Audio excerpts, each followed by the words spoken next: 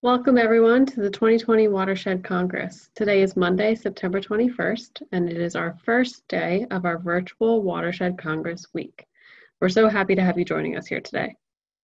The Watershed Congress is organized by the Delaware Riverkeeper Network in collaboration with many other organizations, including my own organization I work for, Schuylkill River Greenways National Heritage Area.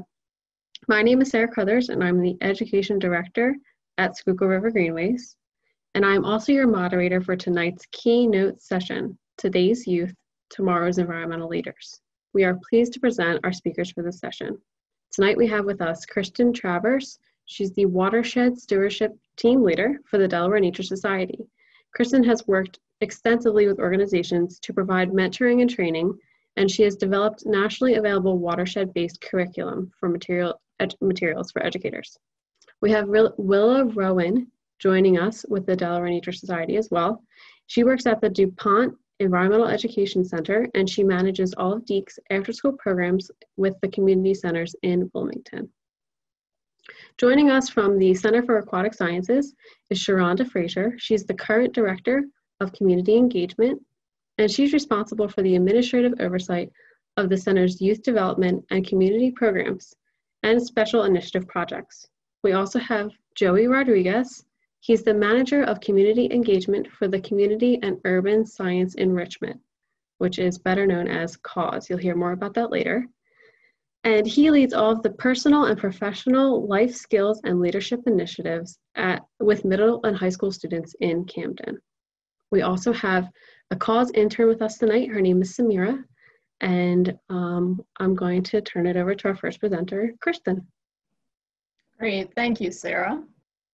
Okay, so it's wonderful to be here tonight with everyone, and I'm very excited, especially as a long-term attendee of the Watershed Congress. I think I've been going almost since the inception of the Congress for over 20 years, and it's excited to be able to share some of the work that we've been doing, really looking to how we uplift the future of our environmental leaders.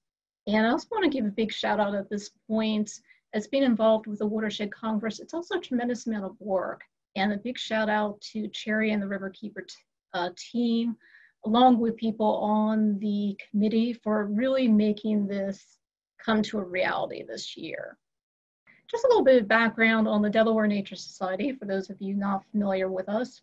Our mission is to connect people to the natural world, to improve our environment through education, conservation, and advocacy work. And we do that primarily through 4 of our major environmental education centers that we run throughout the state of Delaware. And these 4 sites really span the gamut from urban centers to suburban to looking at rural communities, and also diverse habitats that we deal with in between. Much of our work is focused on protection of land and habitat, but also how we really bring together people as part of our stewardship initiatives, if it's things like tree plantings, or even our ornithology work that we're doing with bird banding to better understand how we manage our environmental communities. But at the heart of this work, it's really about engaging people in nature.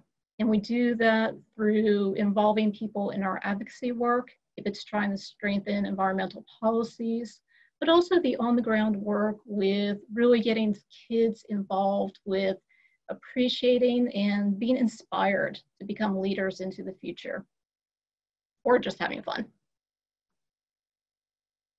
About 9 or 10 years ago, we started managing the DuPont Environmental Education Center that we call DEEC. And this is right in downtown Wilmington. And what's interesting about DEEC is it's situated in the Russell Peterson Wildlife Refuge, but it's really at the heart of water within the city of Wilmington. And it's located on the tidal Christina in downtown Wilmington. But also right downstream of here is where the Brandywine joins into the Christina, and right on the outskirts of the city is also the Delaware River. So really water defines much of Wilmington's history and also a lot of what happens today for people. The Brandywine, for example, is also the drinking water supply for the city. And Deke is connected to the city through the Wilmington riverfront. And so this is a walkway that extends along the Christina River, and it's a great opportunity for people in the city to be able to recreate. This is right outside the doors of Deke and part of the trail system that extends along the Christina River, but it also connects several miles down to historic Newcastle. So it really provides a venue for recreationists to be able to get out and either paddle, hike, or even bike along the scenic trail itself.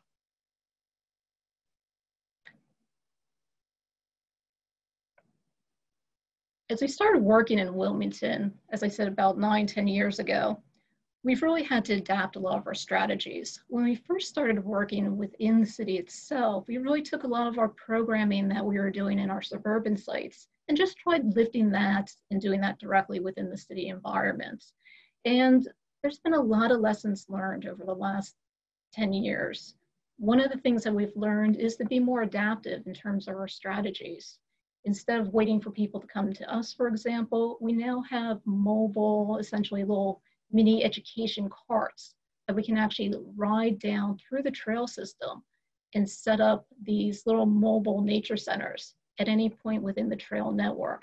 And so these are great opportunities to really connect with community members where they're actually recreating in nature.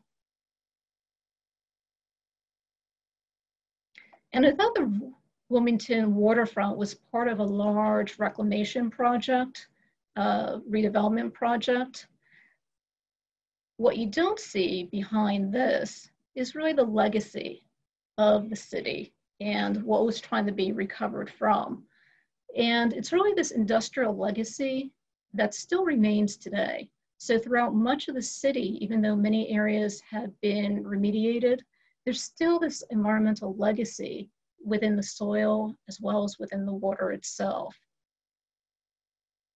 And if we start to look at some of the maps of Wilmington, there's really some interesting websites that we can look at. One of them that we're seeing a slide from right now is a relatively new mapping tool that EPA has out.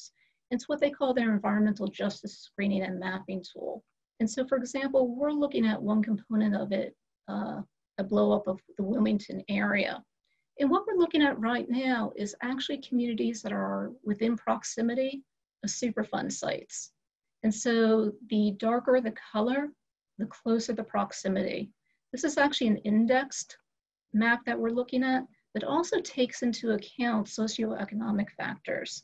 And so it really helps highlight what are the overburdened or where are the overburdened communities within the city. And we can see, for example, right down here where my cursor is in this gray area, this is actually the Russell Peterson Wildlife Refuge where Deke is situated. But if we look, and here's the Christina River coming down through, here's the Delaware over here, for anyone coming down in. But if we start to look at this, and we can look at a number of these different environmental indicators, and they're all relatively similar. We can see, again, where some of the highlighted areas are in terms of these communities. Right across the river from Deke is this area of South Wilmington. And we're going to talk a little bit about this South Wilmington area for just a minute, this neighborhood called Southbridge. But notice how it's really surrounded on all sides by water. And that's important because this community, for many, many, many years, it was actually built on an old wetland area. And for years now, this is a community that's been dealing with flooding. Anytime there's a storm, this community floods. It's not only the fact that they're flooding, but it's also the fact that, like most older cities, they have combined sewer overflows. And so when it floods, people are also getting sewers that are backing up into their houses or into the neighborhood roads. And this is now starting to be worked on, but it's really been the community leaders from within this area that have really been the voice for restoration. And it's their voices that have really led to some pretty interesting work that's now happening. For example, in the Southbridge area, this is how it's starting to look now. And so the city of Wilmington, for the last couple of years, has actually been working on what's called the South Bridge Wetland Park. And again, this is the vision that's been around for over 10 years that community members have been pushing for. What's happening now is this is a former brownfield site, and it's about a 14-acre property that had issues with contamination, is right on the outskirts of the South Bridge community. And it's about a $25 million restoration project that's almost completed at this point. What's happening here is primarily it's a flood and stormwater management system. They are going to be disconnecting the CSOs. There's been tons and tons of sediment that was contaminated with metals as well as PCBs. It's been taken out of this area. So it's a brownfield remediation, flood abatement project, but also what's being created through here, in addition to the stormwater management, is really putting in a trail system. And so this trail system will also provide the amenity of recreation opportunities for the nearby communities that really didn't have as much green space available to them before, as well as providing habitats, restoration potentials here. And so what's great about this is our DEEK site is located across the river from this. We can now actually connect directly once the trail system is in place and be able to really respond and work a lot more with communities over here. So this is a great opportunity. But again, it's really been about the community voices that brought this to fruition. And this is the type of project and the type of work that's really shifted the way we as an organization interact with the communities that we're trying to reach. As I said at the beginning, when we first started working in Wilmington, we were really taking models of engagement that we were using in suburban areas and really trying to apply them to the city. And along the way, we've really learned a lot of lessons. One of the first things we did when we started working in Wilmington is really set up an advisory committee made up of community leaders. And those community leaders have really informed a lot of the work that we're doing now.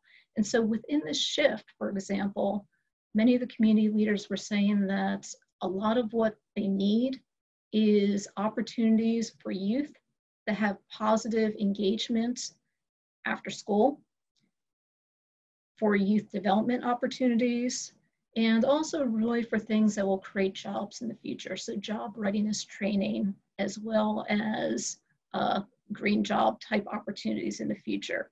So this is really what's shifted a lot of our work internally to go to more of this community-driven activity, but it's also been shifts in terms of how we as an environmental organization has really viewed our work, from going to really more traditional work where we're looking primarily at things like habitat, wildlife, water as being the drivers to our work, but really trying to make sure that we're listening to what the community perspectives and needs are and shifting our work to really be sensitive to community needs, as well as being culturally responsive to how we actually engage with people.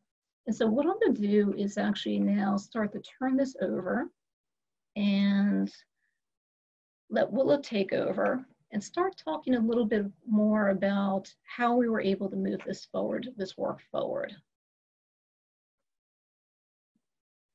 Yeah, so just to reintroduce myself, I'm Willa. I'm the education coordinator at DEEK, and I have been running the after-school programs and other various community programs and projects that we have going on with our various community centers in Wilmington. So we refer to kind of that big umbrella of all of those programs as our Renew programs. So I'll often be I'll be throwing all kinds of acronyms around, talking about DEEK, talking about Renew, but that just means any of these programs that we're doing with community youth. So just like Kristen was saying, we did kind of have to take a lot of the kind of traditional environmental education type activities that we do. We do school programs, we do summer camps, things like that. We kind of had to turn things around, learn from our program participants and follow their leads. So basically what we did was we talked to community leaders or the leaders at community centers and outlined what our assets were, what our resources were, what we were capable of doing. And they set objectives for us to follow with their youth when we come in to do programming with them. So we started offering after-school programs where we come to different community centers once every week or two to do programming with the same cohort. That allows us to do a little more in-depth programming than what we had been doing before. And the community centers said that they didn't care so much about, supplementing the curriculum of what the kids are learning at school or anything like that. They really wanted to get the kids outside, get them more comfortable with being outside and being in the outdoor spaces in their neighborhoods. In general, they wanted them to try new activities, try new topics and areas of kind of being outdoors and exploring outside that they maybe are not getting on their own, and just in general to step out of their comfort zone.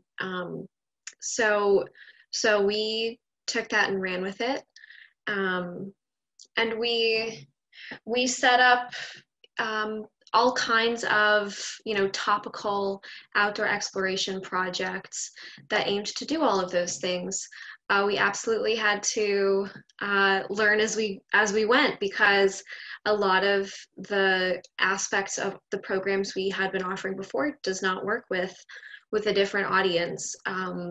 Transportation to get to our center and the cost of programs was a barrier. So we eliminated that by underwriting it with grant funding and going to them. So we call it our box of nature. We load everything into cars and head over to them to do programming.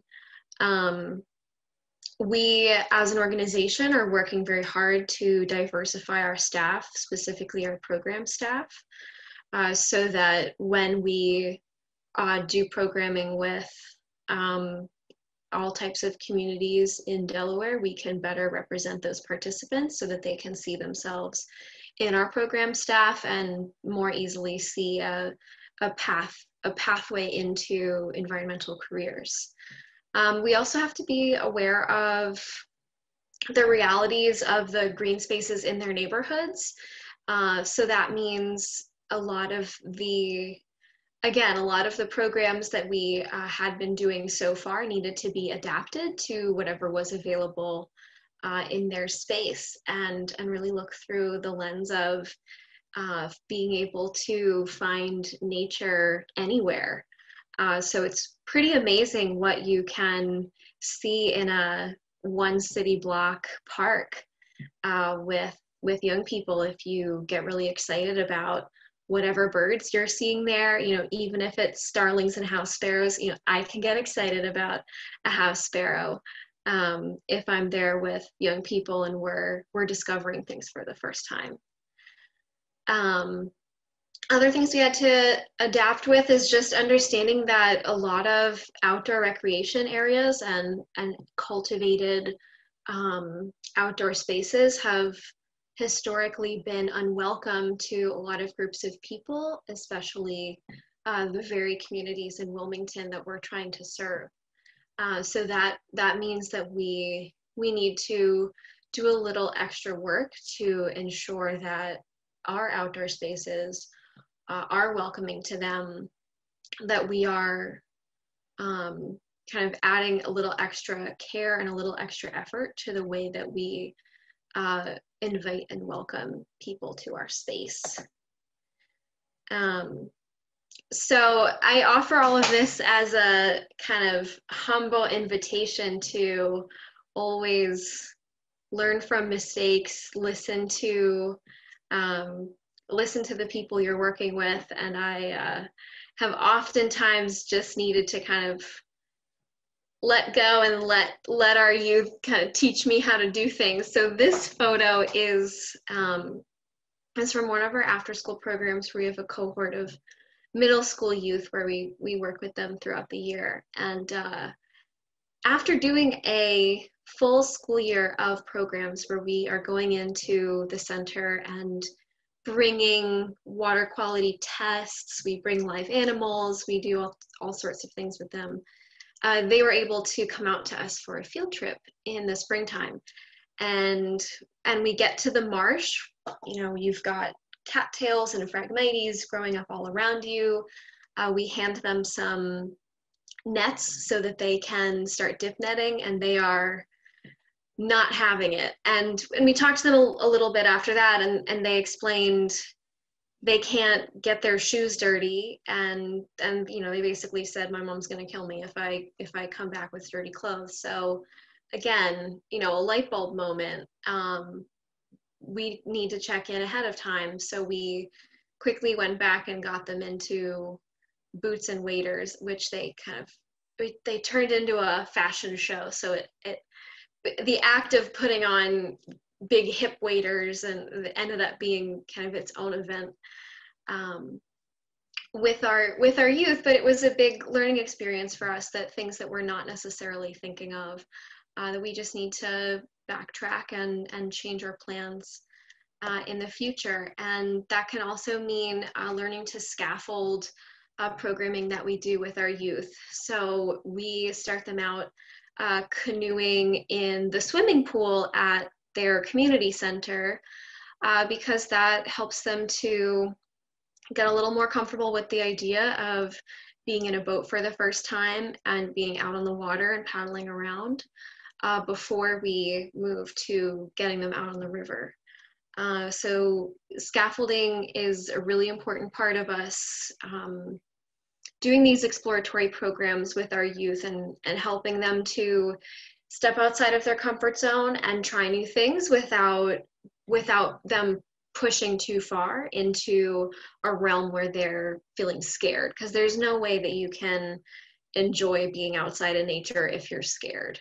So we work through the social emotional learning part of understanding what your limits and boundaries are, and seeing what things you're willing to try, and just breaking things down piece by piece. So there's a lot of lessons learned with us venturing into the world of after-school programs. Everything, like I just said, something as little as checking in with everybody about gear beforehand, and supplying appropriate gear if they need it. Taking the time to get to know the youth and gain their trust first, figure out what's relevant to their lives and relevant to their needs and desires, before just talking at them or throwing things at them. We try to give them control over the activities and choice in what activities they do whenever possible. So our curriculum is constantly evolving, because some things don't land, and some things they really like, or they'll just tell us what they want to do, and we'll do our best to have our programming evolve to make that happen. So with all of these things in mind, we also do all types of youth and career development that moves a little bit up in ages into high school and young adult. So we offer all kinds of programs. We do an intensive week of service learning with one of our local youth development program partners, and that program we've been running for 10 years. We do also offer some career development summer opportunities through the City of Wilmington's Parks and Rec department. So we have a Green Jobs program which pays youth to learn a variety of green job skills, while also helping out with our center and others for work days. and similar to that, we also started the Wilmington Youth Environmental Corps through the city, which is a paid after-school program for high schoolers where they do similar green jobs training, as well as develop their own community service project that they execute somewhere in the city of Wilmington. We offer paid summer internships as well, and all of this is really just geared towards getting people in the door and getting them a little more familiar with all that there is to do in the field of environmental careers. Not that the ultimate goal is to feed all of these people into green jobs. If they end up in different career fields, we've still accomplished our goal. We just want to connect them to nature and help them build the skills that they need to succeed in life. And the kind of big crowning program that we have started, and here are just some photos of various skills that they're picking up along the way, along with just getting outside and enjoying being outdoors. We want to celebrate that too. Just enjoying being outside and finding joy in outdoor spaces. So the big program that we just started is really, like Kristen was saying, a long time coming with our local communities and what they needed to address their environmental justice problems that have been going on in South Wilmington specifically. So once the plans for this new wetland park that's going to help to alleviate a lot of the flooding and CSO issues that South Wilmington is facing, once that was underway, some community members from Southbridge, the main neighborhood of this area that's right adjacent to the wetland park, the community members requested that there be some type of program that would employ youth from those very neighborhoods, or even adjacent and surrounding other predominantly Black communities in Wilmington, that these youth would be employed to be leaders in this new wetland park, and that they would act as ambassadors to the public to help engage people and feel safe and welcomed in that park, which, like I said earlier, really ties into the need to have our outdoor spaces be a welcoming environment for everybody. So if the youth of those communities are the ambassadors in that new wetland park, that would go a really long way to changing the dynamics so that the communities for whom this wetland park was built can also feel like they are welcome to own and enjoy it. So that provided the impetus for the Trail Ambassadors to be created. And we just finished our first summer with them. So the postponement of the Watershed Congress does give me an opportunity to report on the first season's outcomes of that. So that's our silver lining here. So goals of the program were to, like I said with a lot of these other ones, to build the skills that these young people will need to succeed in life. And that runs the gamut from leadership and advocacy skills to specific green job skills if they so choose to go into environmental fields. We incorporate social emotional learning components into this, of course, through team building, journal entries and check-ins. We really want to focus on not just the building skills performance aspect of our youth, but we really want to support the whole young person in all aspects of their life, because that's really what's going to allow them to succeed. And then again, we want to scaffold experiences that introduce them to new topics and experiences little by little, and slowly grows their own ownership and ultimately choice over what activities they're doing and what they're going to do. And we have some really fantastic outcomes to report from the first season. So they are not just learning different environmental green jobs skills at DEEC, they are getting out there. So they have had workshops with different community leaders. We call them our community connections workshops, just learning about various different leaders in the field, our leaders in the local community. They have developed community service projects and started to execute them in our local neighborhoods. They chose, decided what issues are important to them and designed their own projects around that. So they're addressing trash and littering in the area. They're also addressing the spotted lanternfly invasion. They have represented our organization by presenting at civic associations that are local to us in Wilmington. And they are getting out there with the, you saw it before, the Nature Mobile. They are bringing public engagement to parks that are in the Southbridge community, logging participants as they go. One thing that's coming up for the fall is that they're going to be starting to engage younger kids that are at the community center in Southbridge. So instead of me showing up with the box full of nature, it's going to be them. They're going to be taking on mentoring those younger youth at the community centers, which is what I like to see. I think the ultimate goal is for them to take over my job once it's time for me to move on. That's how I know that this is successful. And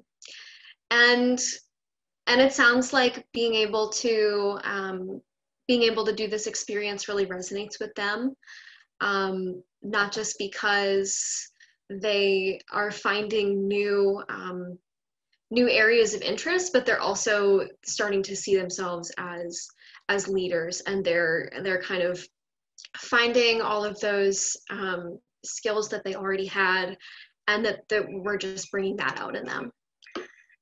So that's very gratifying to see early on. And we're of course planning to grow this more and more. So we're starting small with a cohort of 4 and hoping to grow that. And hopefully, have it turn into a big, robust program, kind of like what you're about to see with CAUSE. So I'll end with our pyramid of engagement, which is just a way that we visualize the way that we're engaging with our participants, and hopefully building them up into having a high level of choice and a high level of comfort and kind of confidence in taking on all of these various ways to get involved and connected with nature. So, even though the bottom of the pyramid is incredibly important, doing outreach activities with the community, getting we sometimes call them like the new to nature folks, to get them dirty and messy, or even just looking at their outdoor area in a new way that they hadn't seen before. That's incredibly important. We're really happy to have a program like the Trail Ambassadors, which was answering a request from the community to have that really grow into a very deep commitment and deep engagement with our young people. And with that, I will say come back in a couple years so we can report on how the program has grown. And I will turn it over to Sharonda. Thank you so much. That was amazing to hear about this wonderful new program. We believe that 4 is a good number. We actually started with 4 as well. So we hope that it just grows and becomes a fabulous, fabulous program. Sounds like you have the makings for that. So thank you so much for sharing that with us. Hi, everybody. My name is Sharonda Frazier. I'm the Director of Community Engagement with the Center for Aquatic Sciences at Adventure Aquarium. And I'm going to be talking to you today about our program. I'm going to share my screen with you, okay? And the program that we have at the Center for Aquatic Sciences is the CAUSE program, which stands for the Community and Urban Science Enrichment. And it is actually a 27-year-old program. And we hope that we're able to share some components with you that we do consistently in order for the young people to deliver this environmental education along our riverways, in our communities, and with our families, with their friends. The Center for Aquatic Sciences in itself is about 30 years old.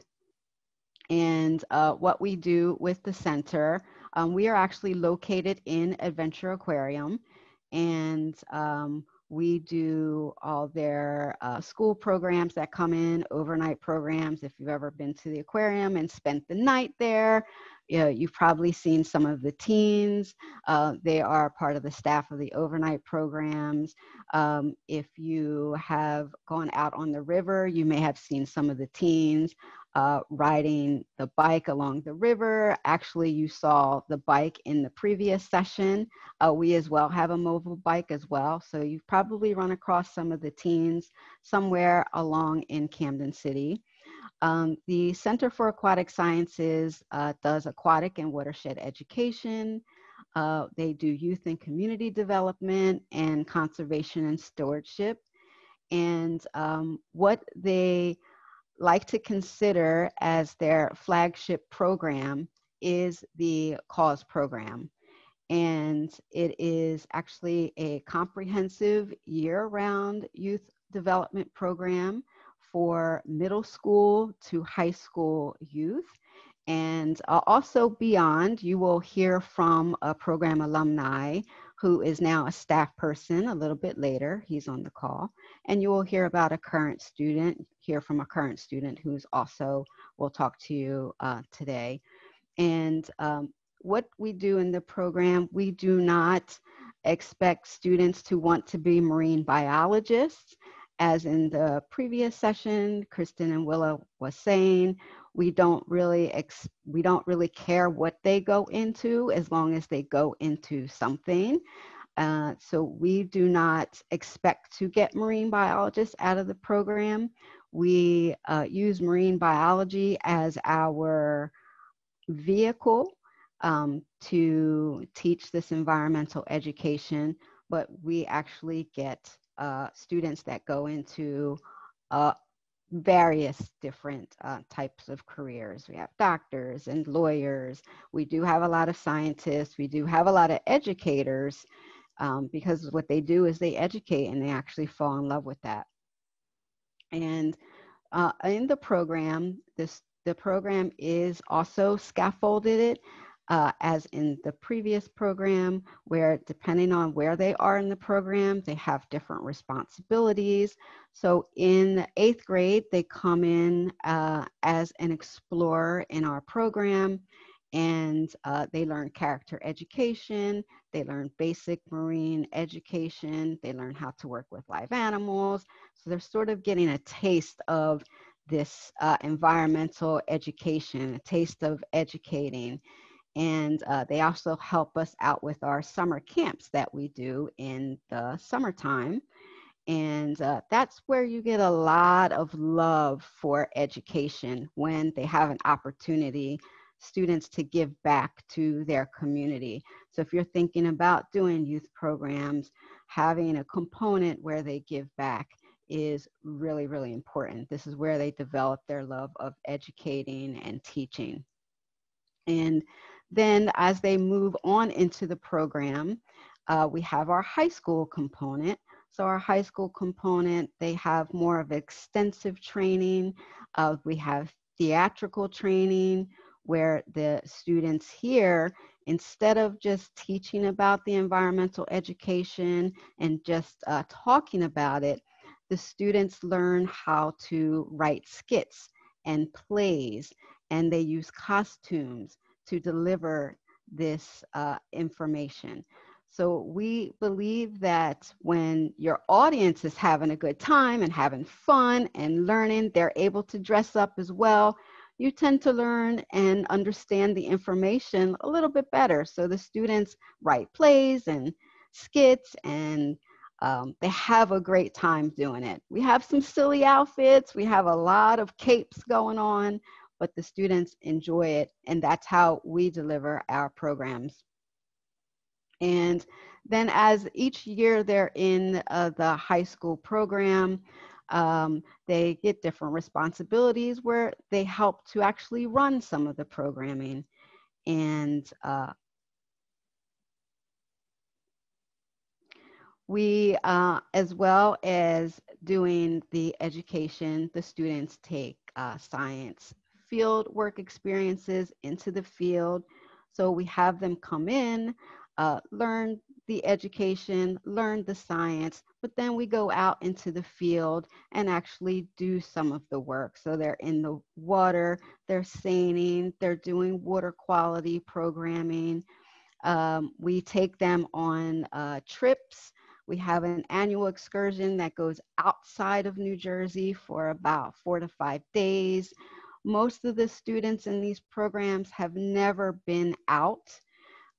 They've never been on a trip like that. And so we take them to different places along the East Coast. We've been to the Florida Keys, to Connecticut, to Maine, to North Carolina, South Carolina, where we stay, and we do field work in the field, in the marshes, and it gives them an opportunity to see the world beyond Camden. Then they take what they learn and bring it back into the community.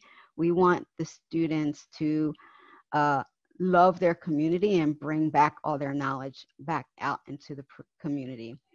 And then the students get paid to do this work. So it's paid to learn. A lot of students in these programs have to help out their families. And so this is a paid program as well. After they do an extensive training program in the 9th grade, they become paid employees for the rest of their time in the program.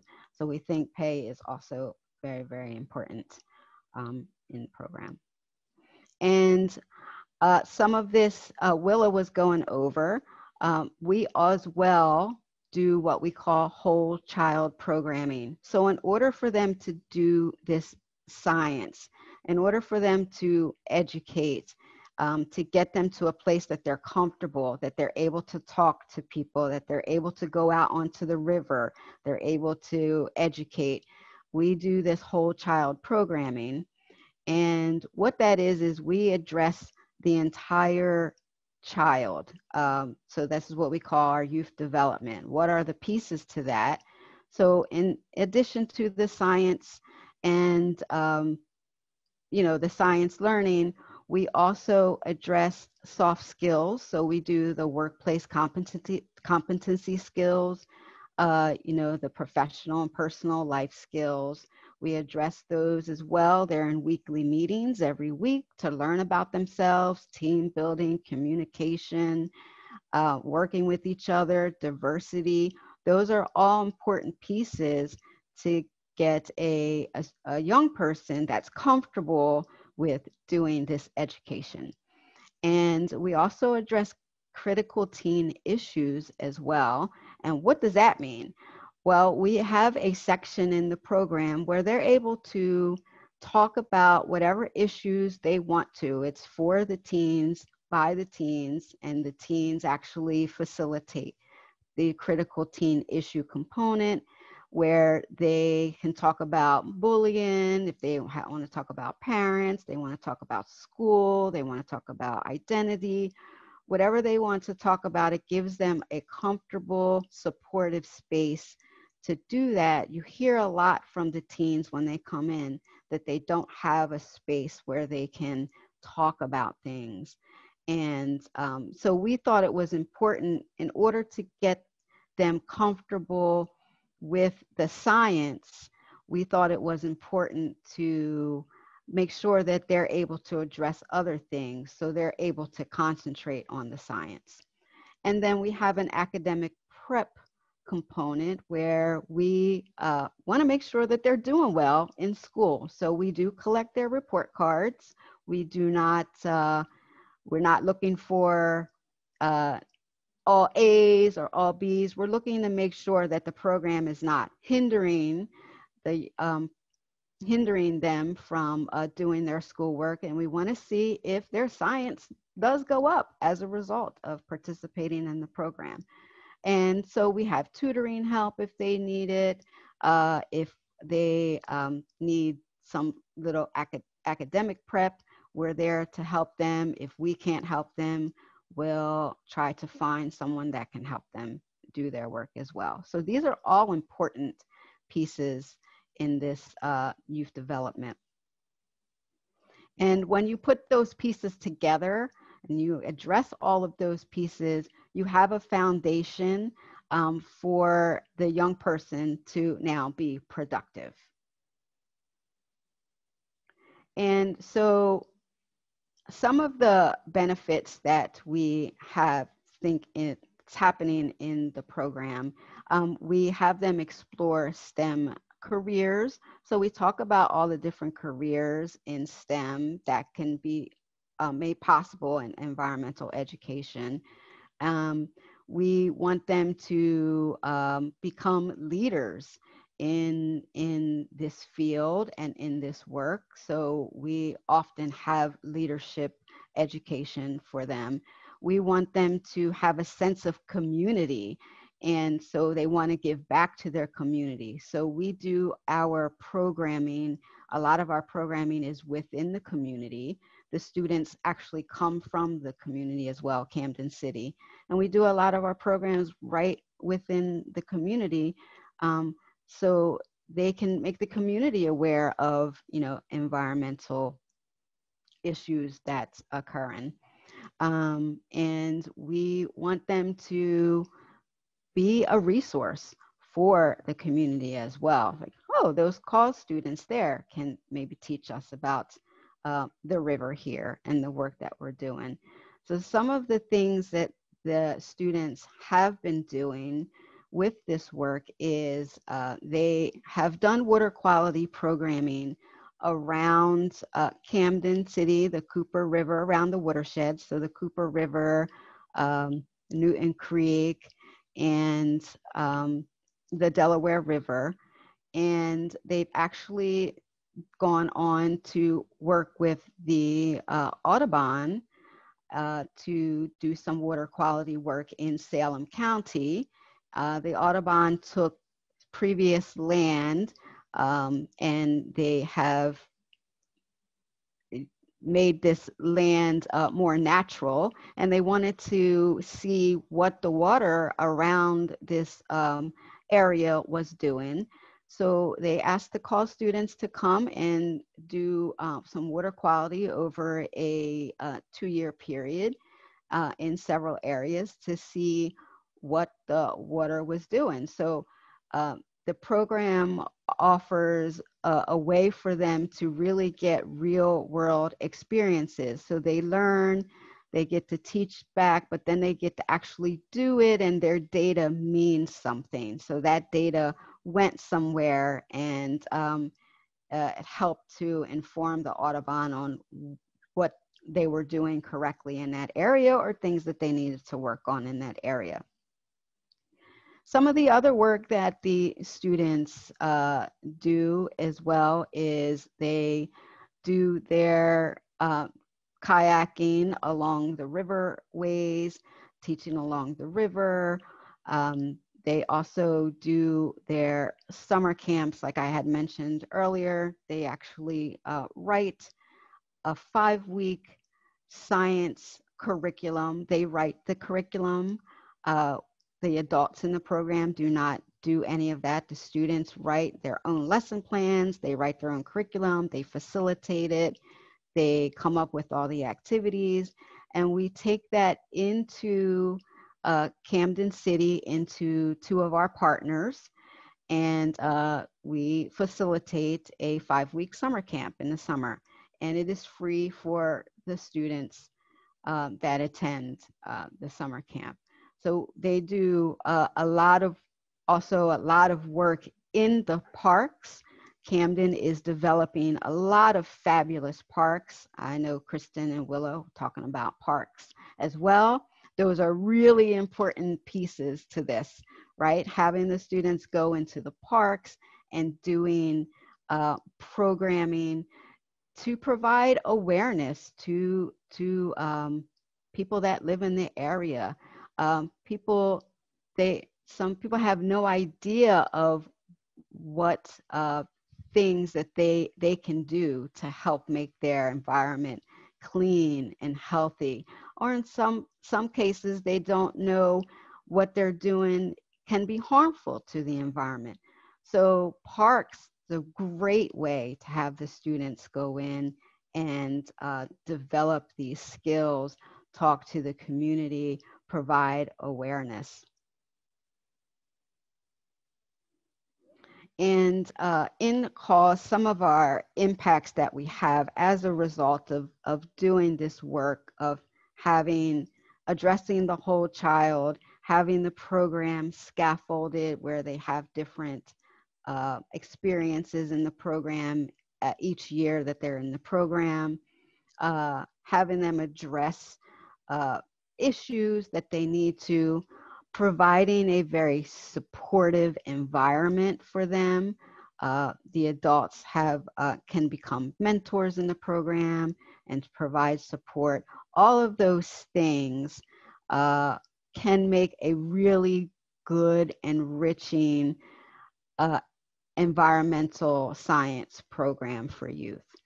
And so far to date, we've had 100% of our students graduate high school in Camden City, which has a historically high dropout rate. It is getting better. However, we think 100% is fabulous, yay. And we have most of those students, 99% of them have gone on to higher education, and the other 1% have gone into certificate programs. So they are seeing the importance of continuing their education through this programming. And we have been able to reach over 300 students that have graduated out of the program, and thousands more at the touch of the cause teens. So in this program, we like to provide a model of adult support and provide them with the science education, along with support, along with paid work. All of that helps to make a young person feel confident in their work. We do have an alumni who is actually a manager in the program. So he didn't go anywhere. Once he graduated out of the program, he kept going, which providing opportunities for the students to keep going is also important. So we're going to hear from Joey Rodriguez, who's going to talk to you a little bit about his experience in the program and as an alumni. All right. Hey, everyone. So as Sharana mentioned, my name is Joey Rodriguez. I am one of those call students who started back in the day and just never left. And thankfully, I must be doing something right because they haven't had a reason to get rid of me either. So I started back in 2004 as a freshman in high school.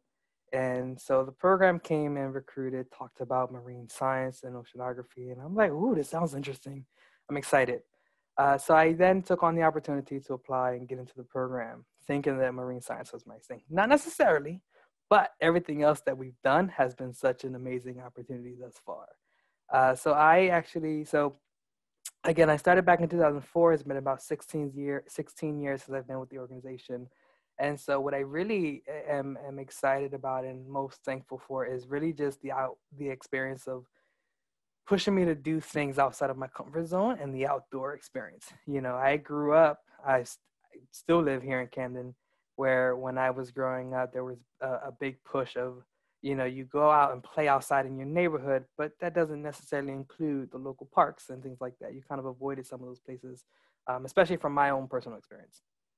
So, you know, I was not such an outdoorsy kind of a person, but I know that joining in with the program has, you know, they've taken me sort of to so many different places that, you know, where I would avoid bugs at all costs, they have me in the woods. When we're we're at the beach and we're at the local waterways and they're picking up these animals outside of a net, I'm like, I'm not touching this. Stuff that I wouldn't do on a regular basis, right? And over time, I really got a handle for a lot of those experiences and kind of learned to appreciate and enjoy just the opportunity to be on a boat and kayak or be at a local beach, sailing, kind of seeing what different things you can see just right off the shorelines and things like that. You know, getting myself dirty from head to toe and the mud at the marshes and just kind of exploring all the macroinvertebrates that you can find there. So it really has given me the opportunity to jump out and learn and connect with the outdoors in a way that I wasn't doing on my own or with my family. So I, you know, had such a great appreciation for that. Another big piece that really kind of, you know, once it hooked me, it stayed attached, was really just the mentoring and the development component. So back in 2008, when I graduated high school, I went into Rowan University, which is a local university about 20 minutes outside of Camden, undecided as to what I wanted to do. I took a couple intro courses, and I really found a love for sociology and the idea of connecting with people and working with people on a regular basis. I got a natural appreciation for the mentoring once I got a chance to come back on board. So when I entered college, I decided that I also didn't want to leave the program at this point. So I came into Sharonda's office and I said, hey, is there an opportunity for me to reapply to one of our entry-level supervisor positions and to be a senior counselor? She said, apply, let's do it. And I did that for a number of years. And I continued to work my way up the ladder into the position that I have now. So really just the opportunity to continue to mentor the youth has now become my passion. It has influenced what I decided to take on and study in school. And so again, 16 years later, I'm sitting here running parts of the program that, you know, back in the day I wouldn't have never thought of doing. And so the most rewarding feeling of it is really just having the opportunity to create those chances for my neighbors, people that live in my community, the young people that live in our area to have these outdoor experiences similar to how I did, if not even more, for those things. So I think that's my piece. And so I'm going to pass it back to Sharonda, who I think is going to pass it on to another one. Thank you. Thank you, Joey, for sharing that with us and for sharing your journey with us. And you have done fabulous work and hopefully keep doing the fabulous work that you're doing. We have now a current student that's in the program, Samira, who's going to talk to you a little bit about her experience while she's in the program. Samira? Hello, everyone. My name is Samira, and I'm a third-year intern in the COS program located in the Adventure Aquarium in Camden. And what I do as an intern is that I help promote, you know, the appreciation and the protection of aquatic life and their habitats.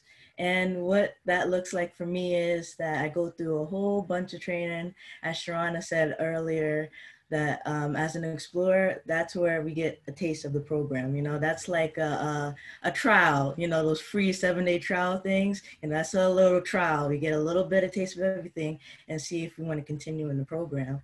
So what we do is when we're doing training, you know, we go through the animal, how to hold the animal. And that is like the first big step of breaking out of our comfort zone, just like how Joey said earlier. See, me, when I started out on the program, I was the, you know, the shy girl in the back, you know, didn't want nobody to talk to me, you know, to myself, independent, and, you know, doing this, just doodling, you know, always drawing. And so I was really close, like, to myself, and I wasn't really that much of a risk taker when I was in 8th grade. And so I wanted to try something new, and this program really brought a different side out of me. Like I can see, like looking back over the years, that I have like grown and changed, and it was positive. And so it kind of like, when it came to public speaking, that was also another one to help me grow, you know, work on what I needed to work on my fears about talking to 1,000 people, probably like a small crew, or even just, you know, a classroom full of kids. And so that was another big step that I had to overcome. Another thing is I had to take training for outreaches. So to get used to knowing the information that I need to provide and teach back to the public. It could be all sorts of ranges, like adults from little babies, and we go out with the mobile near the waterfront, and we have, you know, the big mobile out, and we have certain activities for the little kids. You know, we welcome all different types of ages, and sometimes while we have that mobile cart out, we may also have like a little activity or like a fun, you know, fun thing to do for the kids and also the adults, you know, to join in and participate, you know, to really get into the information, what we're teaching. So we may have a horseshoe crab, a live horseshoe crab, which is really catches everybody's attention, because as soon as they walk by, they're like, whoa, wait, what did I just saw? What, is that a dinosaur? Is that a stingray? What? And then that's how we draw them. We're like, yes, that's exactly how we draw them in. And that's when we educate, like, whoa there. It's not what you think. It's totally harmless. And like, what's that little pointy thing? I don't know about that. And we're like, no, it's fine. It's totally harmless. And that's when we break it down to them gently, the information and how we hold the animals. We want to make sure that they also feel comfortable about going near it. So we always hold the horseshoe crab or the sea star face down so they feel comfortable, because if you flip it right side up, they can see all those little legs and like, no. So we want to make sure that they're comfortable and they're welcome. And also we may have, you know, a board out for how much water is usable, because a lot of people do not know how much water is actually usable. And, you know, quick hint is 0.05, and that's like this much. So a lot of people are like, what? I just drank a whole gallon. How is that from a gallon to this much? Like, we just blow people's brains. And a lot of them, how we really get them is that we're near the Delaware. And we also tend to mention that while we're teaching them about the animals, is that they're near a body of water that is known as a watershed. And a lot of people is like, watershed? What's a watershed? I never heard of that. And that's when we also talked about more about the environmental science behind that. And as Sharona mentioned earlier, how we do the summer camp, that's when it's our test to teach back to the kids. This is like our final pass step, you know, of what we learn and what we take from it and how we give it back to the children, how we teach about it. It could be a fun way. And some of the kids are like really little, like about K-2, 3-4, and 5-8. Now with the K-2 and 3-4, they're little kids. Their attention span goes like that. So we want to make it pretty interesting, you know, have fun, get with the kids. So that's why we make skits, and, you know, some of our characters be really silly and the kids get a kick out of it. But as long as we get the information that we're trying to send across to them, our mission is accomplished. And, you know, during our skits, we don't also just join, you know, have the interns just do it ourselves. Sometimes we might bring the kids into it, you know, to make it be like, oh, that's my classmate right there. Wow, that's cool. And that also draws more attention to them. So for the summer camp, how we prep for it, we do curriculum writing. Now, I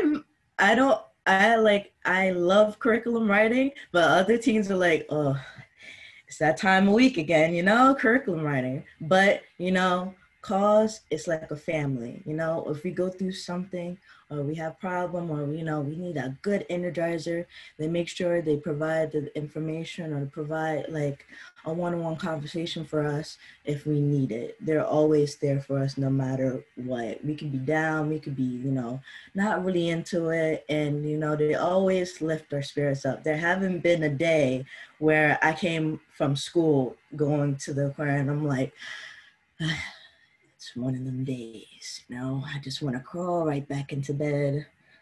I don't even know if I'm here anymore.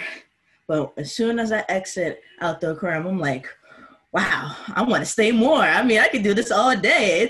It's like, wow, I feel new, I feel fresh, I feel happy, I feel so positive. Like, wow, this meeting had to end so soon. I just arrived.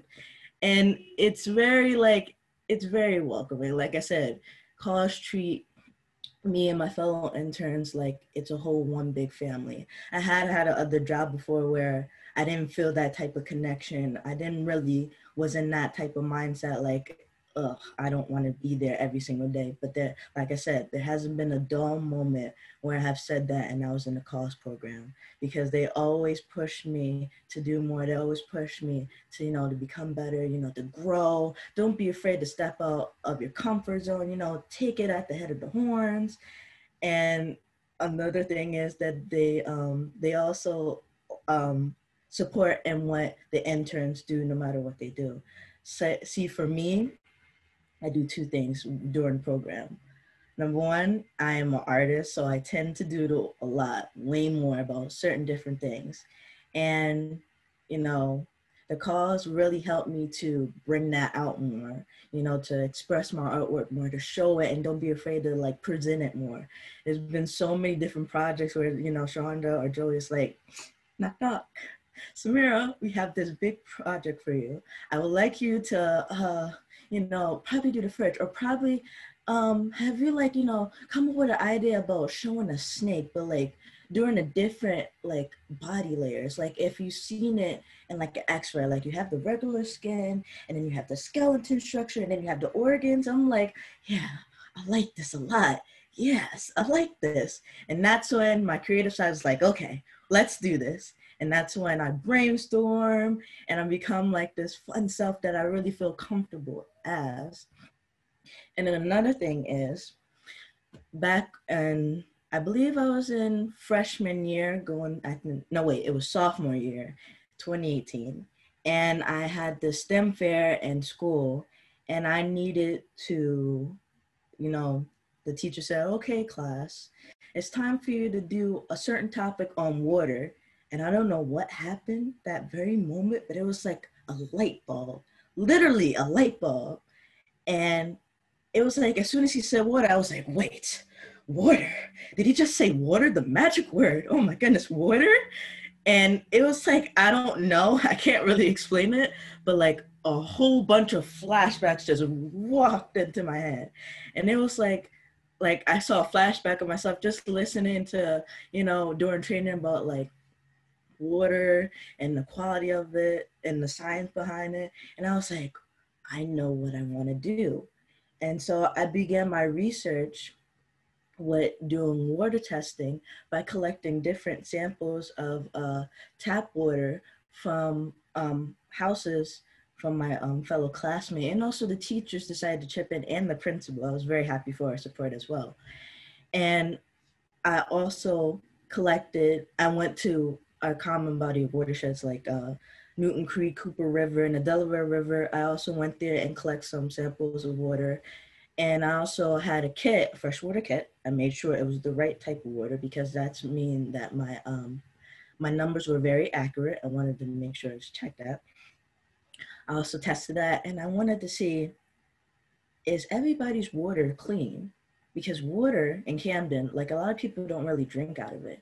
And I noticed in my school and other schools, they don't drink out of faucets at all, at all. Because you know why?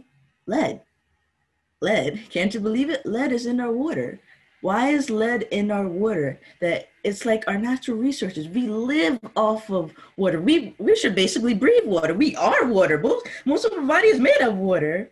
And it's like, I tested it and I saw like we drink out of water coolers.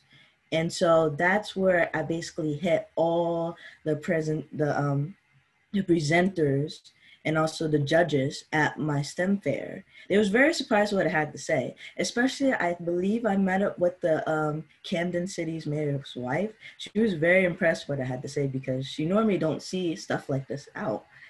And I made sure that what I was saying, I knew what I was talking about. I knew the research. I made pie charts. I made Excel graphs, bar graphs, see where my information was at, see which place had, you know, if their pH balance was off and not neutral, if it was acidic, if it was basic, if they had nitrates in their waters, definitely pneumonia. And shockingly, I found, I believe it was Pennsauken Township, had pneumonia levels, about 1. And that's unusual because I'm like, pneumonia in water? That's a bit dangerous.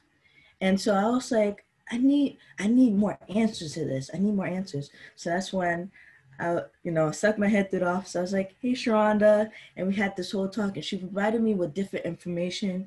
She handed me pamphlets and books about certain parts of, where the watershed flows, different stuff that's happening in Camden as far as the houses and stuff. And she also said it could be, sometimes the water goes through the pipes. And depending on how old the buildings are, they can be historical. And since they're historical, none of the people can't, it's like a law restriction where they can't do anything to change the pipes because it's historical. And it's very difficult to do that. So it's the pipes are rusty, they're old. And people who live in these houses are drinking that water, which can also affect their health. And it's very bad. So even though I did come up with a conclusion about it for now, I'm trying to find ways to, make it come like to the world, make it noticeable, bring awareness to it. Because this is a serious situation because we use water to clean, to cook. It's like recyclable. I mean, this is like, it's water we're talking about, not heat, not air, water. Well, air is important, but this is water. And so another thing that could happen is that sewage is also another thing when, the storms are rolling in and some of our sewage water is going out to different places and going into different drains. And that's really important. So that's why I wanted to bring awareness to it. So Cause Camp has done nothing but benefit me and also treat me like a family. And I have grown so much and learned so much information about it. And I'm very happy to be in this program. Like I would, if I could, I would do this job totally for free. Totally for free. Because that's how happy and satisfied I am with this Cause family. So that's a little bit about my journey. So I'm going to pass the torch right over to Sharonda. Thank you, Samira. I don't know why we have adults do these things because clearly the teens have it covered. I mean, what can I say after that? What can I say? Thank you, Samira. That was amazing. You gave so much fabulous information. And I know Willa and Kristen, your teens are going to have the same outcomes. I know it. I can feel it in my bones, but I don't know why we have adults do it. Thank you so much, Samira. I just wanted to, we were going to show you a quick video, but the video was pretty much Samira and her art. We're going to, for the interest of time, Samira did a really cool video. So some of the things that the teens can do are videos around their environmental education as well. So don't forget about the videos and being able to get their word out as well. So I'm going to wrap it up for cause. Hopefully you learned a lot about cause, some of the components that we have to get this work done. And if you have any questions, feel free to ask for both programs. That's the perfect segue, Sharonda, into our Q&A. Samira, I have to say, your passion was really, really beautiful. And as all of us here are educators and, you know, have this passion to share, just like you want to share with everybody now, all you know about water and how important it is to our lives. So it was really beautiful to see that. And I will say the first time I ever saw a live horseshoe crab was with cause students in Camden, New Jersey. And that changed my life. I mean, I have a totally different perspective on horseshoe crabs and how amazingly cool they are. So please, everybody, post your questions, and I'm going to start now. We had some come in earlier. So one earlier that was asked earlier during Willa and Kristen's presentation was, have you taken participants to water or wastewater plants to observe opportunities in public works? We actually have, as part of the Green Jobs program, for example, they actually go to the Wilmington sewage treatment plants, as well as the drinking water plants, and get tours by the operators. But they also focus on talking about, well, you know, there's a bunch of different job opportunities here within this green job field, and kind of pointing out, hey, you know, if you stay in school, you could get the job over here. But if you drop out, you might be the one who's raking out the litter in the, you know, in the fields. So yeah, there's some great opportunities that direction. And it's been a lot of fun. It's a great way to make those connections. That's really important. I know that I didn't go to a sewage treatment plant tour until I had this job. And if I would have gone, you know, as a teen, I think it would have really changed my perspective about my storm drains in my neighborhood. How do Renew and Cause find their students? So maybe if somebody from DEEC wants to go first, and then somebody from the Center for Aquatic Sciences. Sure. So I do not have a one sentence answer, but it really comes from making connections with partner organizations in Wilmington that then lead to sometimes it's relationships with those community members that just have a pulse on everything and they can spread the word. Connections with community centers is a big one for us, as well as through the City of Wilmington's Parks and Rec. They have a very big youth career development program. So that can sometimes be kind of the foot in the door for a lot of students. They might come to us for, you know, a summer job we're a work site for camp counselors and things like that can often feed them into other programs. So it's kind of just, we try to have a lot of different irons in the fire and try to be connected to networks where youth are starting to be involved in programs and want to do something a little more in depth, or just get connected to families who are trying to look for opportunities for their young people. The cause students, actually Joey recruits. Joey goes to different middle schools in Camden City. The way you enter the program is through the 8th grade. And so he goes and visits all the 8th grade classes or schools that will have us. Joey will show up. He'll take a previous teen if there's one that's in the school. He will take live animals. He'll show live animals and just pretty much talk about the program. He's not there to get selections from teachers. You know how some teachers try to hand pick and select. We don't pick that way. We also don't care about grades and things like that. We just want you to want to have an interest in science or want to learn something really different and do something new or meet new people. So we just go and recruit on our own.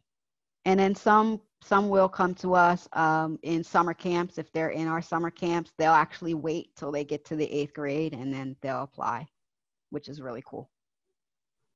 Awesome. That was one of the questions too, like, do teachers recommend students? So thanks for saying that, Sharonda. Do you guys find that your programs have more demand than what your positions you're able to offer, the spots that you're able to offer in Cause and Renew?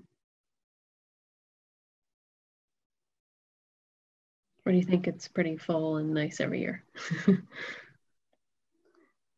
For Cause, we definitely have it depends on how many students graduate, on how many students we can bring in. So there may be, sometimes there may be years that we have less spots than there are students.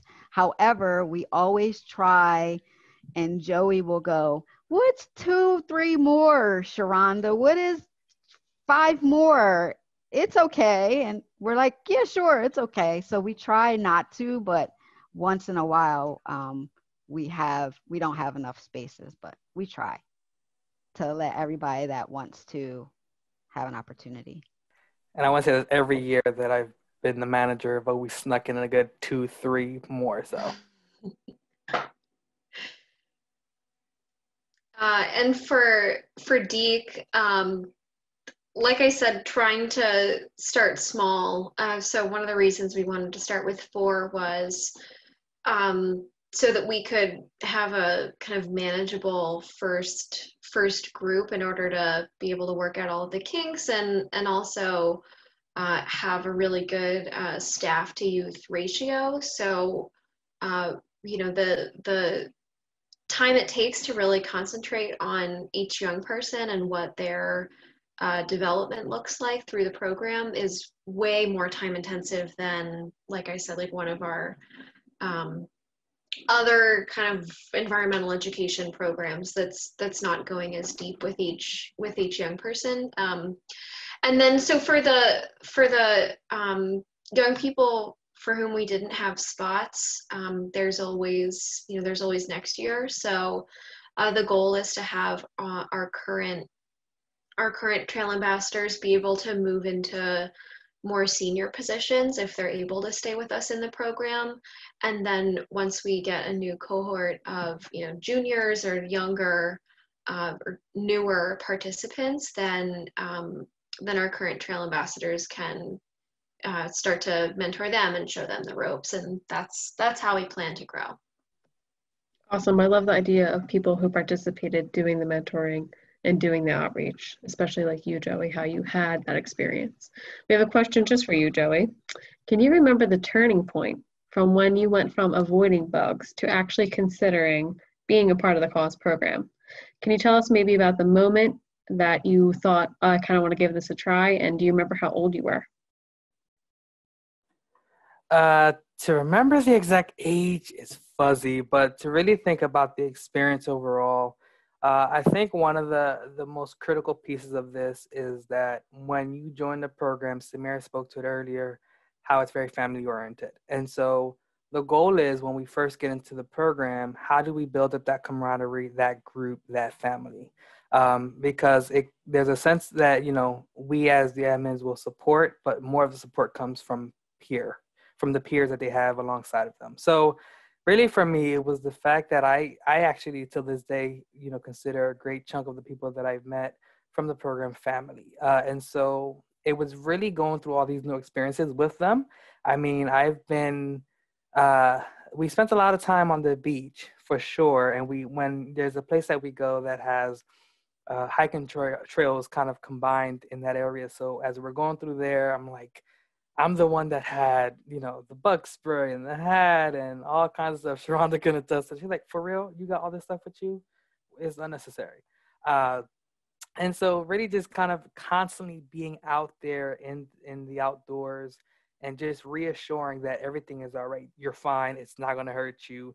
Give it a try. You don't have to go all above and beyond. Just touch the bug one time or just go next to it.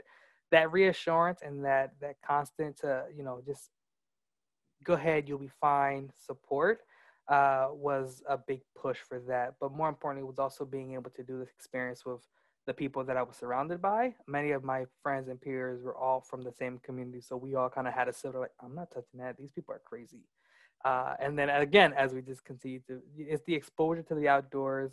You know, I got my taste of traveling with the program. I never really been too many places outside of New Jersey, but with the program that has really expanded. So it's, you know, the fact that they were able to make these new experiences real, and supporting and encouraging was really the big pivotal piece. So I would say I was committed to this program by my senior year of high school for sure.